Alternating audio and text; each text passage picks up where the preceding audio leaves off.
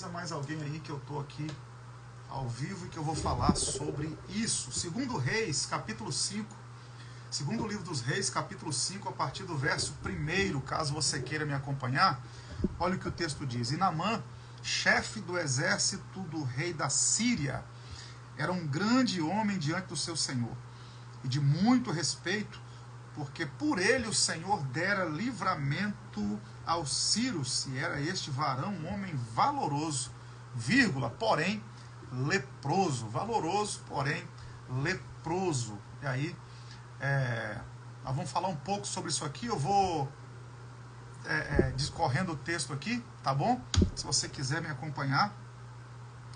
E olha que coisa interessante. Esse homem, ele alcançou dentro da sua nação, dentro das suas terras, ele alcançou um dos níveis mais elevados que um homem poderia alcançar. Ele era general do exército da Síria, não a Assíria. A Assíria, com A na frente, a capital, Nínive, tá? Nos tempos bíblicos. E a Síria, sem o A na frente, capital, Damasco.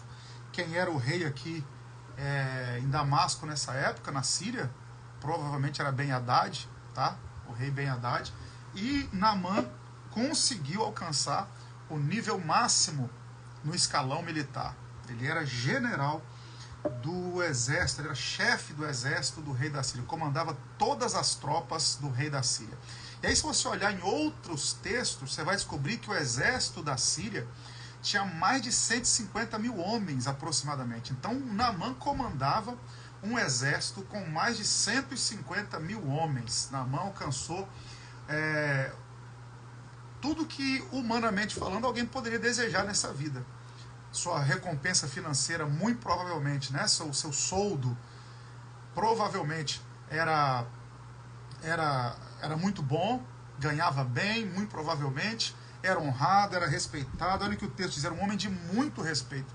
Naamã não era só um homem de respeito, era um homem de muito respeito. Então, Naamã alcançou tudo que humanamente, né, talvez o coração dele pudesse desejar. Eu estou aqui aplicando o texto. Porém, alguma coisa estava errada. E aí a lição que nós aprendemos com isso aqui, irmão, é que sempre vai faltar alguma coisa. Enquanto o homem não tiver a presença de Deus na sua vida, sempre vai faltar alguma coisa. Enquanto o homem não tiver a presença de Deus na sua vida, sempre vai faltar alguma coisa. Sempre vai ficar uma lacuna, sempre vai ficar um espaço em branco, sempre vai faltar alguma coisa, ok? Nunca vai ser 100%. Nunca vai ser 100%. Sempre vai faltar alguma coisa. Naamã era um homem de muito respeito. Naamã era um homem de muito honrado dentro da Síria. Era um homem cujo rei confiava. No entanto, faltava alguma coisa. Naamã era leproso. Naamã era leproso. E aí, vamos lá.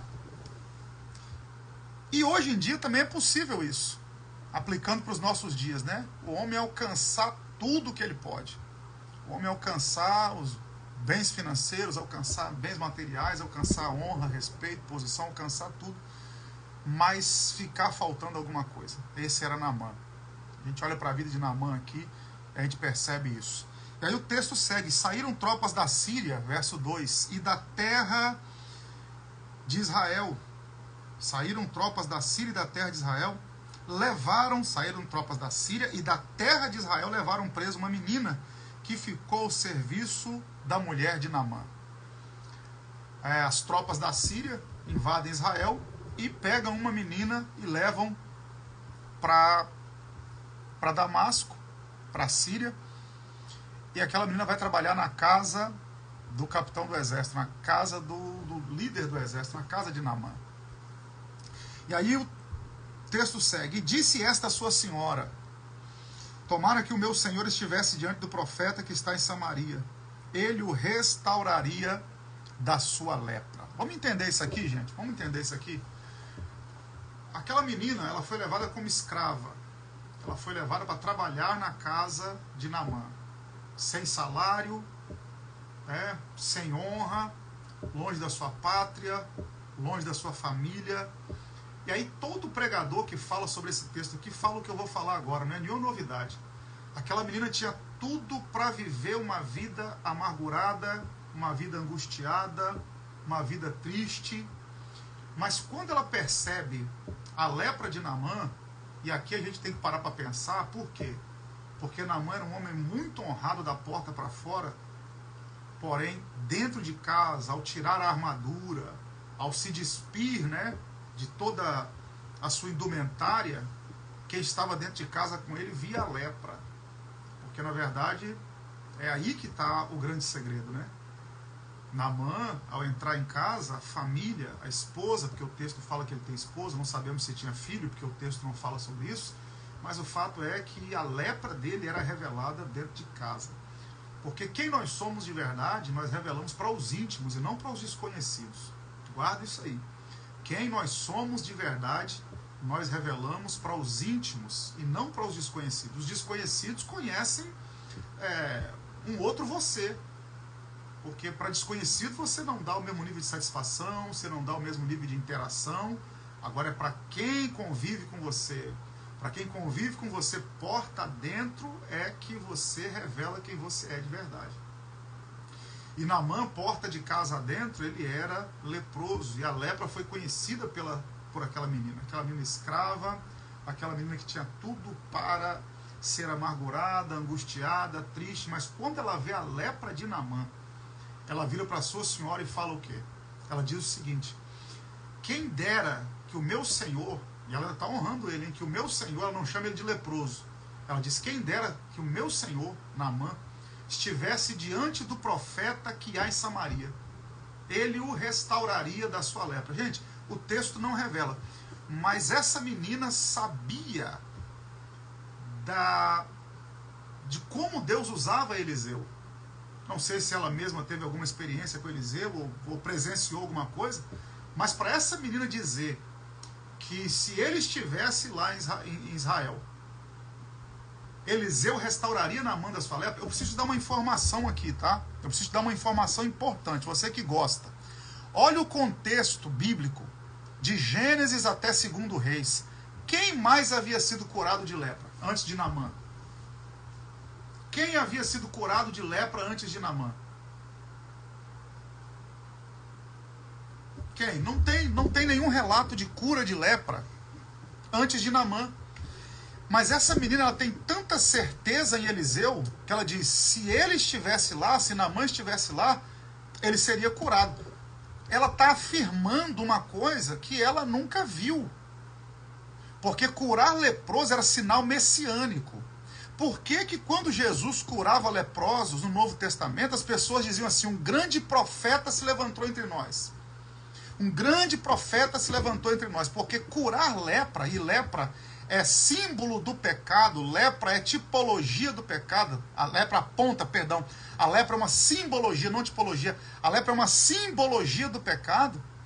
Então quando Jesus curava um leproso, alguém dizia o seguinte, olha, esse é o grande profeta. Então quando essa menina de Naamã aqui, quando essa serva de Naamã, ela diz assim, se ele estivesse lá, Eliseu o curaria. Gente, ninguém tinha visto cura de leproso até então, biblicamente falando aqui, não tem nenhum texto antes de 2 Reis 5 que tenha havido cura de leprosos. Você está entendendo a profundidade da fé dessa garota? Você está comigo aí? Me dá um feedback aí, por favor.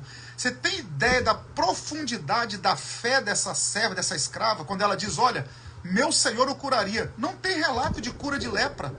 Mas ela tinha tanta certeza, ela tinha tanta confiança no homem de Deus, que ela afirmou uma coisa que ela nunca tinha visto. O nome disso é fé. O nome disso é fé. Por exemplo, você vai ver o rei Uzias morrendo leproso, com lepra na testa, e Isaías não cura ele. Isaías era parente de Uzias, Isaías profeta messiânico, mas quando o rei Uzias ficou leproso, Isaías não o curou. E aí essa menina chega e fala o seguinte, olha, se esse homem estivesse lá, ele seria curado. Peraí, você tem fé para dizer algo que você nunca viu? Para você ter certeza que Deus faz algo que você nunca viu? É o que essa garota está ensinando para a gente aqui, ó. Nunca vi ninguém ser curado de lepra. mas eu sei que Deus cura. Olha que coisa fantástica. Eu nunca vi isso acontecer, mas eu sei que Deus faz. Pegou isso aí? É o que ela está dizendo. Em outras palavras, é o que o texto está apontando aqui. Eu nunca vi isso acontecer, mas eu sei que Deus faz. Pegou isso? Então a menina fala assim, ó, se ele estivesse lá, ele seria curado. Mesmo ela nunca tendo visto ninguém ser curado de lepra, ela tem certeza que Eliseu é homem de Deus a ponto de curar a lepra. E aí o texto segue. E disse esta sua senhora, tomara que o meu senhor estivesse diante do profeta que está em Samaria, e ele o restauraria da sua lepra. Então entrou Naamã e o notificou ao seu senhor, dizendo, assim e assim falou a menina que é da terra de Israel. Então disse o rei da Síria, vai e anda, enviarei uma carta ao rei de Israel, que era Jorão, filho de Acabe. O rei, em ocasião aqui, segundo o rei 5, é Jorão.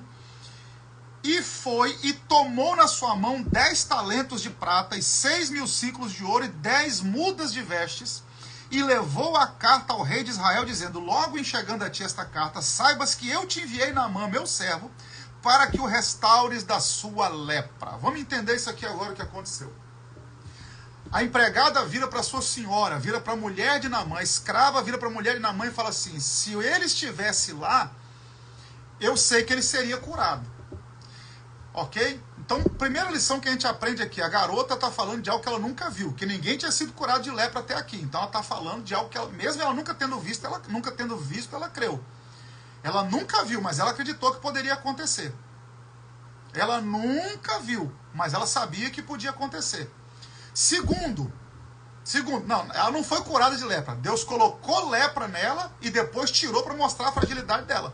Mas ela não era lepra como Naamã tinha. A lepra de Miriam foi por desobediência. A lepra de Miriam foi por desobediência. Não é que era leprosa igual Naamã era, não. A lepra de Miriam foi porque ela enfrentou Moisés. Ela ficou leprosa, ok? Mas a lepra dela não era igual a lepra de Naamã, não. Entendeu? A lepra de Miriam era diferente. E aí, a garota, segundo, ela tinha tudo para ser amargurada. Para ela virar e falar o quê? Tomara que ele morra leproso. Ele me trouxe para cá, me trouxe como escravo, me roubou da minha terra. Tomara que ele fique leproso para o resto da vida e que ele morra. Mas cada um dá o que tem. Essa garota, mesmo estando na casa de Naamã, como escrava, roubada da sua terra, exilada, ela vira para Naamã e fala o seguinte, ó, ela vira para quem está lá e fala o seguinte, eu sei que tem solução, eu posso dar solução. Então guarda isso aí, irmão, cada um dá o que tem. A boca fala o que o coração está cheio. A boca fala o que o coração está cheio. Essa garota poderia falar tanta coisa para Naamã. Essa garota poderia falar tanta coisa para Naamã e para sua senhora, mas o que ela fala? Não tem restauração, não tem jeito, eu acredito que cada um dá o que tem. A boca fala o que o coração está cheio. E aí, é aqui que está uma questão interessante. A conversa que começou na cozinha da casa foi parar na sala do trono. Porque a empregada fala para a patroa fala para o patrão e o patrão fala para o rei. Vou repetir.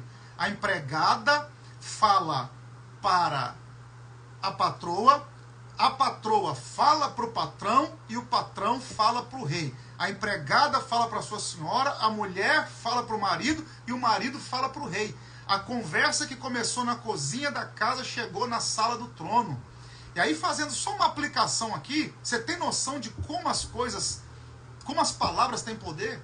Aquilo que você falou despretensiosamente, talvez na cozinha da sua casa, pode chegar na sala do trono. Não no trono do rei da Síria, mas no trono do rei do universo. Ok? A garota fala e a conversa vai parar na sala do trono. Quando o rei ouve, o que o rei faz? O rei imediatamente pega uma carta, porque o rei talvez pensou que esse tipo de coisa se resolveria na caneta. Ela pega, o rei escreve uma carta e manda para o rei de Israel com uma soma extraordinária de presentes. Olha o que o texto diz. E foi e tomou na sua mão 10 talentos de prata. 10 talentos de prata. 6.000 ciclos de ouro e 10 mudas de veste. Essas mudas de veste aqui não são qualquer veste não, tá? Isso aqui são vestes caríssimas, tá? São vestes reais, vestes que vêm como presente do rei. É presente de um rei para o outro. Eu queria que você imaginasse isso aqui. É presente de um rei para o outro, tá? Guarda isso aqui, porque isso é uma informação importantíssima. Quando Naamã sai da Síria em direção a Israel, ele não sai levando presente para o profeta, ele sai levando presente para o rei. Ele sai levando presente para o rei, ok? E o que ele manda? Ó, 10 talentos de prata. Você sabe quanto dá 10 talentos de prata? 340 quilos de prata. 6.000 ciclos de ouro, aproximadamente 68 quilos de ouro. Traz para os dias de hoje, se eu não me engano, está 200 e poucos reais o grama do ouro. Multiplica por 68. 68 não. 1 grama. 68 mil vezes. É muita coisa. É muita coisa. 340 quilos de prata, 68 quilos de ouro. E Naamã chega lá com a carta do rei, 340 quilos de prata, 68 quilos de ouro e 10 mudas de veste. E ele leva isso pensando que ele iria conseguir comprar a cura dele. Vou apresentar isso aqui ao rei, o rei fala com o profeta e o profeta me cura. Deixa eu dizer uma coisa, irmão, esse tipo de coisa a gente não compra. Quanto você pode pagar por uma cura? Não tem preço. Quanto você paga por um milagre? Milagre não tem preço. O preço do milagre é a fé. O preço do milagre é a obediência. E a gente vai ver isso aqui no próprio texto. Nem tudo se resolve com dinheiro. Ok? A mulher, o Naamã leva 340 quilos de prata, 68 quilos de ouro e vai ter com o rei Jorão. Quando ele chega diante de Jorão, a notícia chega lá, verso 7. E sucedeu que, lendo o rei de Israel a carta, rasgou as suas vestes em sinal de opróbrio e disse: sou eu Deus para matar e para vivificar? Para que este envie a mim para eu restaurar um homem de sua lepra? Pelo que deveras notai, peço-vos e vede que busca ocasião contra mim. Quando o rei de Israel, Jorão, leu a carta e viu os presentes, o que Jorão pensou? O rei da Síria sabe que eu não posso curar ninguém. Então, se ele está mandando essa carta, se ele está mandando esses presentes, dizendo para eu curar esse homem, ele sabe que eu não vou curar. Ele sabe que eu não sou Deus. Então, na verdade, o que ele quer é o seguinte, ele quer um pretexto para arrumar uma guerra comigo. Por quê? Porque eu não vou conseguir curar e ele então vai dizer que eu estou de má vontade e vai travar uma guerra comigo. Essa era a ideia de Jorão. O rei da Síria vai travar uma guerra comigo. Por quê? Porque eu não vou conseguir fazer o que ele pediu.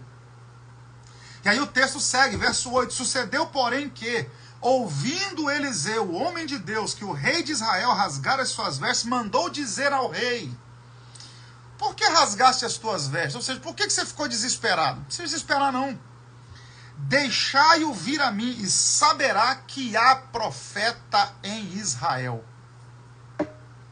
Olha a ousadia de Eliseu. Eu costumo dizer isso aqui, que Eliseu foi o profeta mais ousado, na minha opinião, mais ousado que Elias ainda. Por quê? Porque o dia que Elias deu uma oportunidade a Eliseu, Eliseu pediu porção dobrada. E aí deixa para outro dia para nós falarmos o que é a porção dobrada, que não tem a ver com unção, tá, gente? Cuidado, porção dobrada aqui não tem a ver com unção, não é unção dobrada, tá? Não é unção dobrada, cuidado com isso. Porção dobrada aqui tem outra conotação, mas o fato é que quando Elias falou para Eliseu, pede o que você quiser, ele falou, quero porção dobrada. Esse cara é ousado demais. Esse cara é muito ousado. Quando ele sabe que o rei rasgou a veste, olha o que ele diz, manda esse cara vir ter comigo. E ele vai ver que tem profeta em Israel, que há profeta em Israel. E Eliseu não sabe da conversa da garota, Eliseu não sabe de nada. Eliseu sabe que o rei rasgou as vestes e o rei está com medo de uma guerra ser travada. Ok? E aí eu aprendo outra lição com isso aqui. Profetas, homens de Deus, são homens que evitam guerras e não que provocam guerras, tá? Porque tem gente que diz que é homem de Deus porque fica incitando. Eu fico vendo na rede social aqui, 2 profetas se debatendo. Um dia desse estava aí. 2 homens de Deus.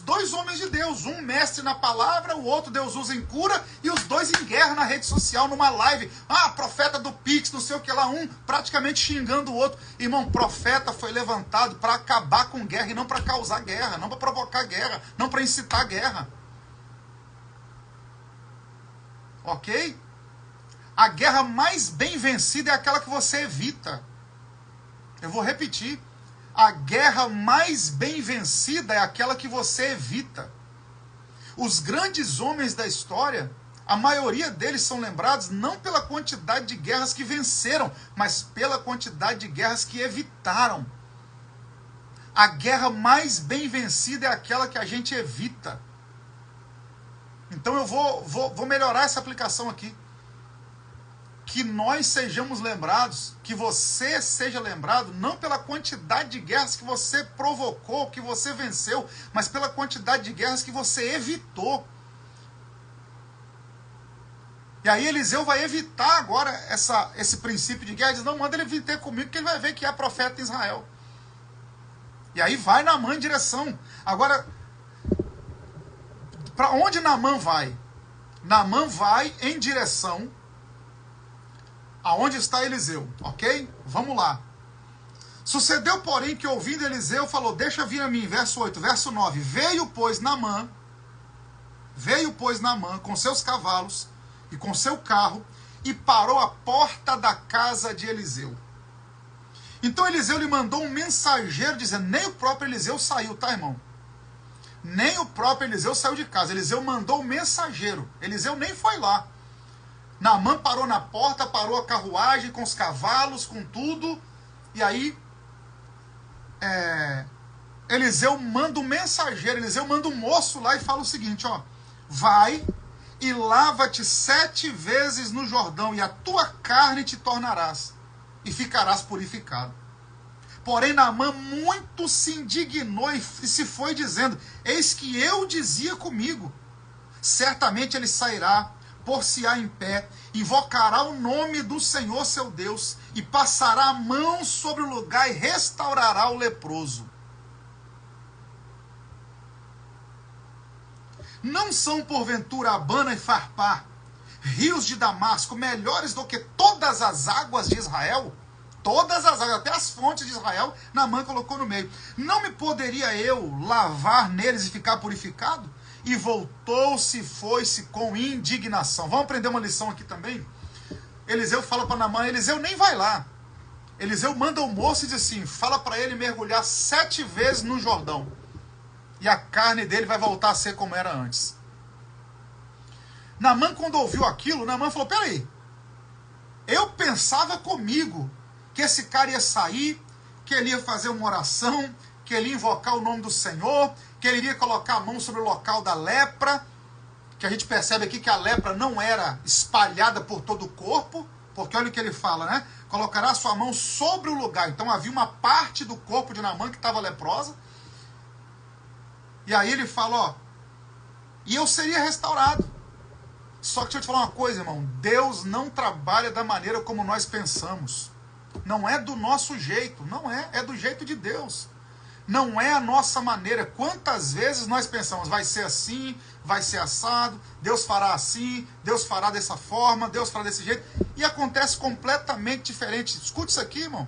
Não é da maneira como nós pensamos. Quem dera eu fosse. Quem dera eu fosse. A maneira como Deus faz não tem a ver com as nossas vontades. Seja feita a tua vontade, assim na terra como no céu. Não é a terra que rege o céu, é o céu que rege a terra. Não é a minha vontade que é feita no céu, é a vontade do céu que é feita na minha vida. Seja feita a tua vontade, assim na terra como no céu. Tem uma frase de Warren Wiersbe, anota isso aí, tá? Tem uma frase do reverendo Warren Wiersbe que ele diz o seguinte, oração não é para que a vontade do homem seja feita no céu, é para que a vontade do céu seja feita na terra.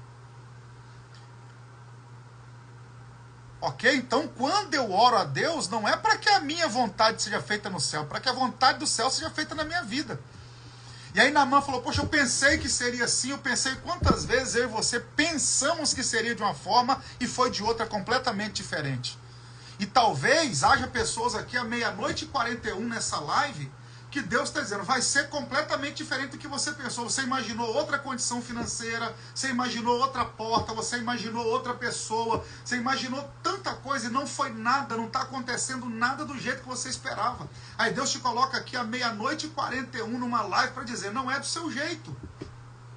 Não é assim que eu faço. Não é assim que eu faço.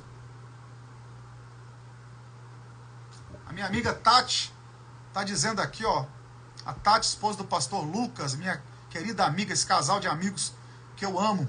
O Rio Jordão nasce no céu, toda madrugada cai orvalho durante o dia e derrete durante o dia, tornando-se a nascente do Rio Jordão, ou seja, Naamã não mergulhou só na água, mergulhou no céu, Salmo 133, tá vendo? Que aplicação extraordinária. Então, de repente você estava imaginando que Deus ia fazer de outra forma completamente diferente. E as coisas estão acontecendo completamente diferente da maneira como você pensou.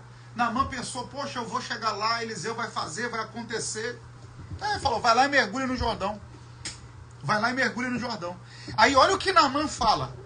Porventura não são Abana e Farpar, rios de Damasco, mais limpos que toda a água de Israel? Todas as águas de Israel? Gente, anota isso aí. Qual o significado? É muito importante, aproveitando agora e dando aqui uma pincelada sobre hermenêutica, é muito importante você pesquisar origens de nomes, tá? Significado de nomes. Por quê? Abana significa perene, calmo. Farpar significa veloz. Ou seja, perene e veloz. Perene e veloz. O que Naamã pensou? Vai acontecer rápido e calmo. O meu milagre vai ser rápido e vai ser calmo. Perene e calmo. É o jeito que eu queria. Abana e Farpar. Perene e veloz. Olha que coisa interessante. De maneira perene, de maneira tranquila e rápido. Porque é assim que nós queremos que as coisas aconteçam, né? Como? Abana e Farpar. A gente quer que as coisas aconteçam de maneira tranquila, sem agitação e rápido. Quanto mais rápido, melhor. Quanto mais veloz, melhor. É o Farpar. Farpar era um rio muito veloz. A correnteza nele era grande, embora ele fosse um rio limpo. E aí, quantas vezes eu e você queremos que as coisas aconteçam assim também, de maneira rápida e de maneira perene, tranquila, sem agitação. E aí Deus nos guia ao Jordão, que é água turbulenta, que é água barrenta, que é água turva, que o Jordão é conhecido por isso, pelas águas turvas. Só 2 pontos no Jordão a água era limpa. Onde Israel atravessou diante de Jericó e onde João Batista batizava, na região da Pérea. O Jordão, ele dá mais de 180 quilômetros, né? Se você for contar as curvas do Jordão, dá mais de 400 quilômetros. Isso aí, ó. Abana, perene, Farpar, veloz, isso aí. Jordão, aquele que desce. Então Naamã pensou, meu milagre vai ser de maneira perene, de maneira tranquila e de maneira rápida. Deus fala, não. São 7 mergulhos, não vai ser nada rápido. Vai ser água turbulenta, água turva, água caudalosa. Olha como Deus faz. Aí olha o verso 13.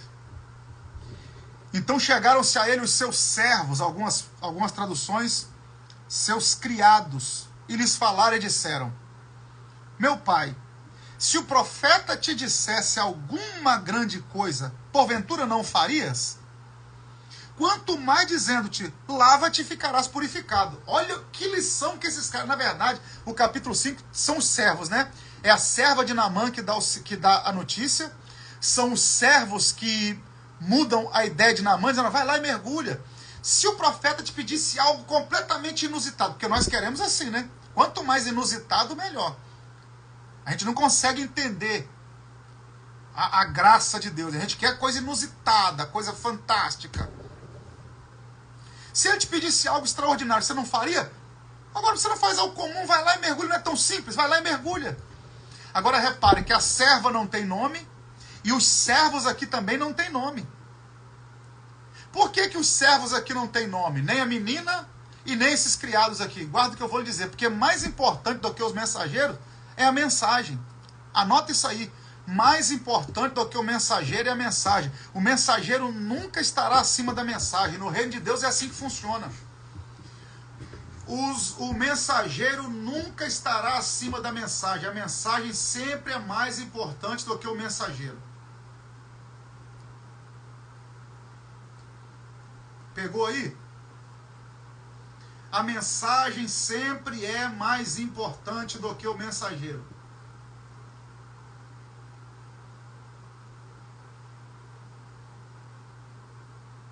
Nenhum mensageiro está acima da mensagem. Pastor Gesiel Nunes Gomes, quem gosta de dizer isso. Não existem grandes pregadores, existem grandes mensagens. Existem grandes mensagens e não grandes pregadores, né? A gente até usa o termo numa figura de linguagem, tá? Legal, a gente usa para poder honrar alguém, mas a verdade é essa. A verdade é que o melhor pregador que você conhece, o maior pregador que você conhece, tem dia que ele não vai bem, tem dia que ele vai mal, tem dia que não vai fluir nada. Por quê? Porque não está em nós, está na mensagem. Entendeu? E aqui é o capítulo dos servos, é a serva de Naamã, são os empregados dele agora, os criados dele que mandam ele mergulhar. Então desceu e mergulhou no Jordão. Esse descer aqui ele é literal, tá? Porque o Jordão ele está sempre em descida, é aquele que desce. Agora que interessante é que de Samaria até o Jordão dão 64 quilômetros.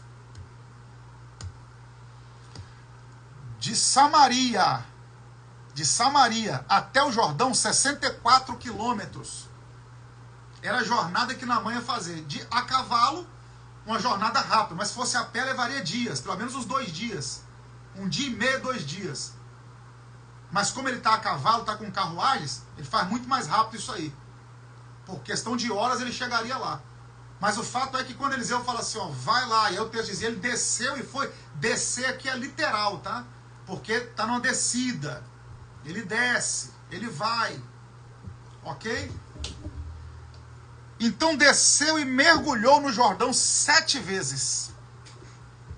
E a sua carne tornou como a carne de um menino.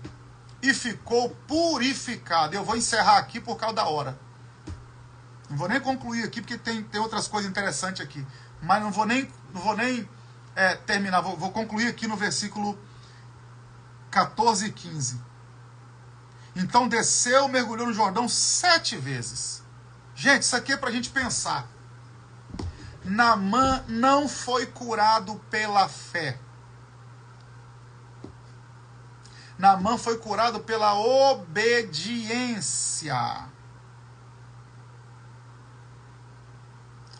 Naamã não foi curado pela fé. Meu amigo pastor Carlos Maia, beijo no coração, príncipe. Naamã não foi curado pela fé, Naamã foi curado pela obediência, porque Naamã está o tempo inteiro reclamando e murmurando. Ah, na minha terra tem rio mais limpo. Poxa, para que tomar banho? Pensei que o profeta ia fazer. Tendo uma coisa, irmão, tem milagre que a gente recebe pela fé, e tem outro que a gente recebe pela obediência. E tem outros que a gente recebe simplesmente porque Deus quer dar. E eu vou te dar aqui a prova. Malco lá no Getsemane. Quando Pedro corta a orelha de Malco, Malco pediu para ter a orelha restaurada? Não. Alguém pediu para Jesus restaurar a orelha de Malco? Não. Jesus simplesmente pegou e colocou a orelha do cara no lugar. Por quê? Porque tem milagre que vai acontecer simplesmente pela vontade de Deus e acabou. Deus quer fazer e pronto. Poxa, mas o cara nem pediu e Deus fez. Vontade soberana, boa, perfeita e agradável. Acabou. Tem coisa que você não vai entender. Meu amigo, pastor Gabriel Pinheiro, te amo, amigo. Saudade demais de você, tá? Ó, saudade de você, amigo. Então, ó, Naamã não tinha fé. Naamã obedeceu. Segundo, a orelha de Malco. Malco não pediu. Mas teve a orelha restaurada. E teve gente que teve fé. Então tem milagre que você recebe por fé. Tem milagre que você recebe por obediência e tem milagre que você recebe simplesmente pela vontade de Deus e acabou. Deus quer fazer e operando ele, quem impedirá? Alguém pode achar ruim, você não merece, mas fulano não merece esse milagre. Olha o que o cara fez, olha o que aconteceu, irmão, vontade de Deus. A gente não discute, a gente aceita e acabou. Jesus pega a orelha de Malco, coloca no lugar e pronto, irmão, tá curado. Ninguém pediu, mas ele tá fazendo. Você pegou isso aí? Então, ó, 3 coisas. A gente recebe milagre por fé. A gente recebe milagre por obediência. E a gente recebe milagre por vontade de Deus. Ponto final. Você está comigo aí? Me dá um sinal que eu já vou encerrar.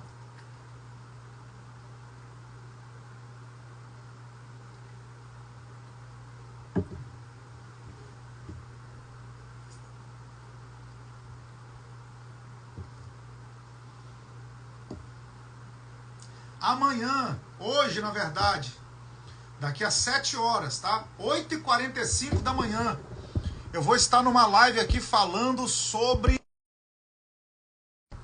Perdão.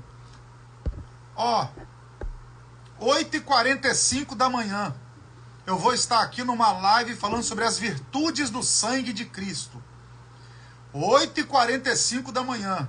Avisa para mais alguém, coloca o telefone para despertar, prepara papel e caneta, porque eu vou estar aqui, 8h45 da manhã, falando sobre as virtudes do sangue de Cristo, tá?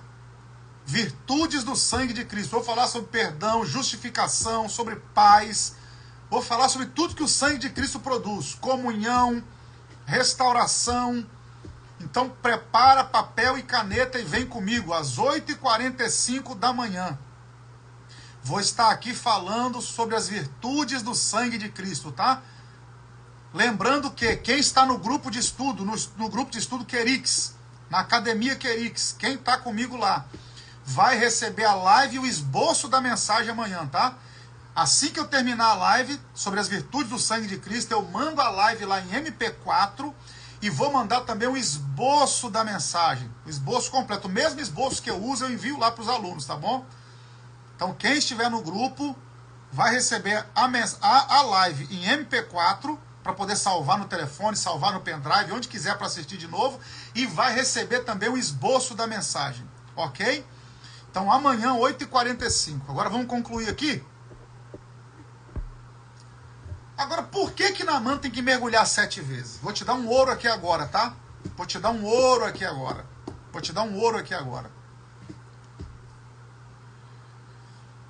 Então, para entrar no grupo, tem uma taxazinha única. Você paga uma taxa única. Você paga uma taxa única, tá? Uma taxa única para 3 meses de participação. Você paga uma taxa única e fica 3 meses no grupo comigo. Durante esses 3 meses eu mando live, salva em MP4 para você assistir quando quiser.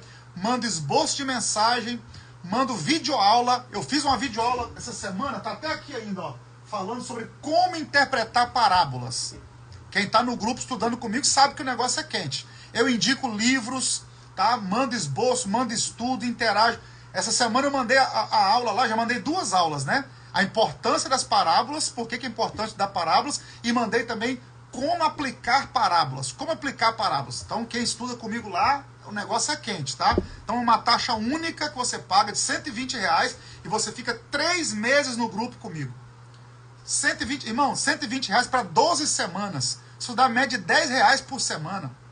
R$10 por semana para você receber esboço de mensagem, live e videoaula e indicação de livros ainda, tá? É irrisório. São 3 meses de participação. Enfim, por que Naamã mergulha 7 vezes? Vamos entender? Levítico capítulo 14. Levítico capítulo 14.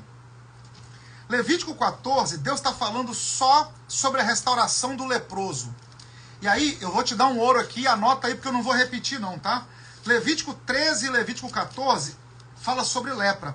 Quando você chega no capítulo 14, do verso 5 ao verso 9, Deus manda entregar 7 ofertas. Quando o cara era curado de lepra, ele tinha que entregar 7 ofertas. Eu vou ler para vocês aqui, ó.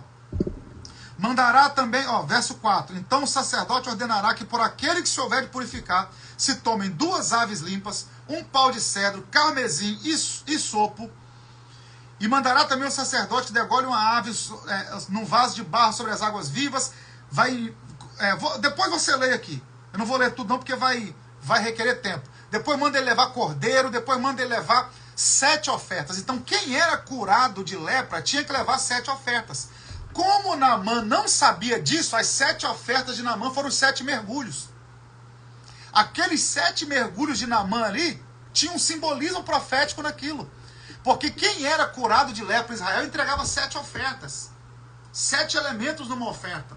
Como Naamã não era israelense, não era israelita, ele tinha que mergulhar 7 vezes, porque aquilo ali era o que ele tinha que fazer. Ok? E aí, quando ele volta, a pele dele está purificada. E a sua carne como a carne de um menino. Gente, eu vou encerrar aqui agora. A carne de Naamã voltou a ser como carne de menino. Há uns 10 anos atrás, saiu uma matéria na revista super interessante. Uma pesquisa feita por uma grande faculdade americana. E eles descobriram o quê? Que o cheiro da pele da criança é tão puro, a pele da criança, o cheiro é tão puro, que vicia igual cocaína. Vou repetir, o cheiro da pele da criança é tão puro que vicia. Já viu que pai fica cheirando o filho toda hora? Criança recém-nascida tem um cheiro diferente, é o cheiro da pureza. A pele da criança, o cheiro da pureza. Por isso que Jesus disse que para experimentar da sua glória tem que ser como criança. Fala de pureza, fala de humildade, fala de tanta coisa. E a pele de Naamã voltou a ser pura. Agora, por que ele tem que mergulhar no Jordão?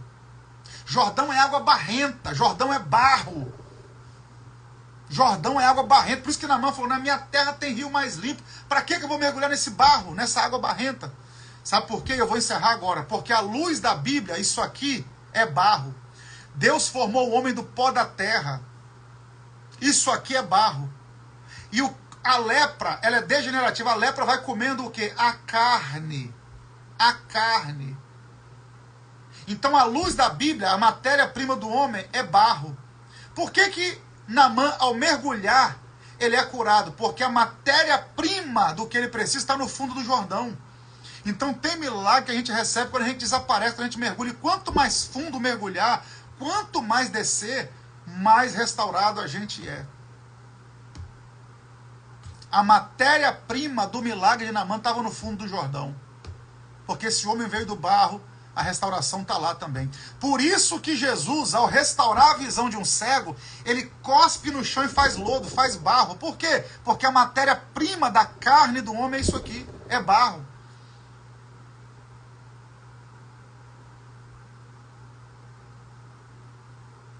Ok? Então, ó, se alguém quiser participar do grupo e receber todas as lives, mais o esboço de mensagem, ok? Indicação de livro, ó, só chamar nesse número aqui, ó. Esse aqui é o número, tá bom? 2199-045-9018. 2199-045-9018. É só chamar que eu vou te dar toda a instrução de como você participar do grupo de estudo comigo. Grupo de estudo Academia Querix, tá bom?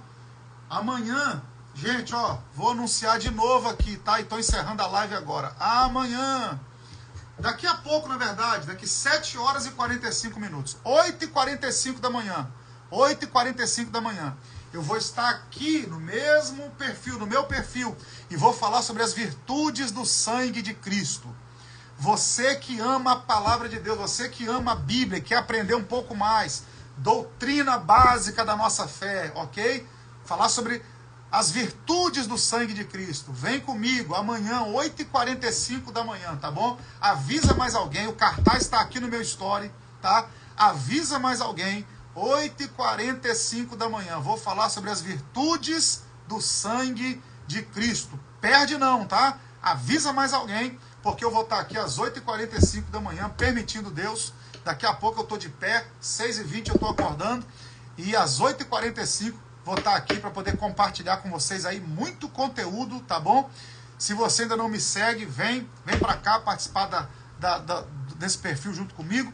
Você que quer participar do grupo de estudo Academia Querix, 021 99045 9018. 021 99045 9018. Esse é o telefone da assessoria. É só você entrar em contato, tá? Você vai receber toda a instrução de como é que faz para poder participar do grupo de estudo. Ainda tem algumas vagas, tá? Começou dia 5 de outubro e vai até 5 de janeiro. Se você entrar agora, eu te mando todo o conteúdo que já foi enviado, eu reenvio para você, tá bom? Ó, beijo no coração, obrigado por ter estado aqui, tá bom? Deus abençoe sua vida, que você tenha aí uma quinta-feira abençoadíssima. Eu abençoo você, a sua vida e a sua casa, em nome de Jesus. Que você tenha uma excelente noite de descanso. Essa live vai para lá também. Amanhã eu vou enviar essa live lá no grupo, tá? Então que você tenha um excelente fim de noite de descanso. Descanse em paz. Que Deus te livre do espanto noturno. Que Deus te livre de toda investida do mal. Tá bom? Que sua quinta-feira seja próspera e abençoada. Você e a sua casa, em nome de Jesus. Ó, beijo no coração e até amanhã às 8h45. Até daqui a pouco às 8h45, permitindo Deus. Valeu, gente!